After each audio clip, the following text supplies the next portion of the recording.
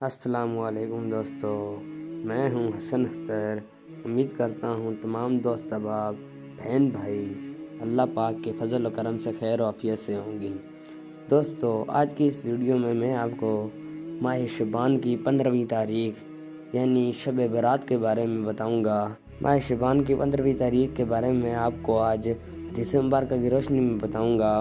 ارشاد فرمایا، نبی کریم صلی اللہ علیہ وآلہ وسلم نے فرمایا، اے عائشہ، تم جانتی ہو اس رات میں کیا ہوتا ہے؟ عرض کیا کہ یا رسول اللہ بتلائیے، اس میں کیا ہوتا ہے؟ آپ صلی اللہ علیہ وسلم نے فرمایا، اس رات میں یہ ہوتا ہے کہ آدم علیہ السلام کی اولاد میں سے جو شخص اس سال پیدا ہوگا اور جو اس سال میں مرے گا، اس کا مرنا اور پیدا ہونا لکھا جاتا ہے، اور جو فرشتے ان کاموں پر مقرر ہیں ان کو اطلاع دی جاتی ہے، اور جتنا جتنا رزق مخلوق کو اس برس میں ملے گا سب لکھا جاتا ہے۔ اور اس 15ویں رات اللہ تعالیٰ سورج ڈوبتے ہی اس دنیا کے آسمان پر تشریف لاتے ہیں اور ارشاد فرماتے ہیں کہ کوئی نیک بندہ ایسا ہے جو ہم سے بخشش مانگے تو ہم اس کو بخش دیں گے، بخش دیں۔ کوئی رزق مانگے تو ہم اسے رزق دیں، کوئی مصیبت کا مارا دعا کرے تو اس کی مصیبت دور کریں۔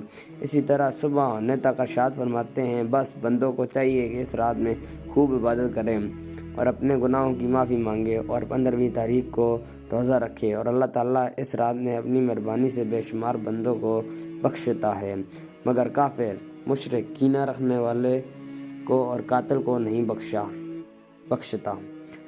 ماشاءاللہ، کتنی پیاری حدیث ہے۔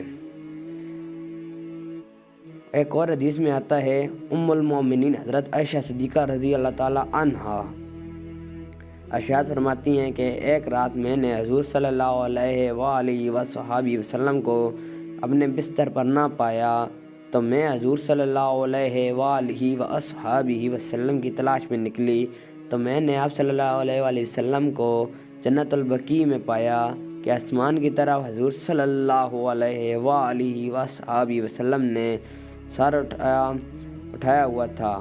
مجھے دیکھ کر حضور صلی اللہ علیہ وآلہ وسلم نے فرمایا، اللہ تعالیٰ نصف شعبان کو آسمان دنیا پر جلوہ گر ہوتا ہے اور قبیلہ کلب کی بکریوں کے جس قدر بال ہیں ان سے زیادہ لوگوں کو بخش دیتا ہے۔ ماشاءاللہ، کتنی پیاری حدیث ہے۔